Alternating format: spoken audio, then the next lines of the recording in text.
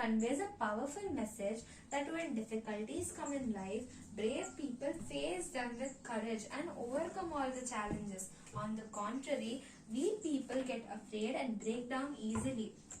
So it's important that we should make these destructive. He's talking to the wind and he tells it to come softly. Then he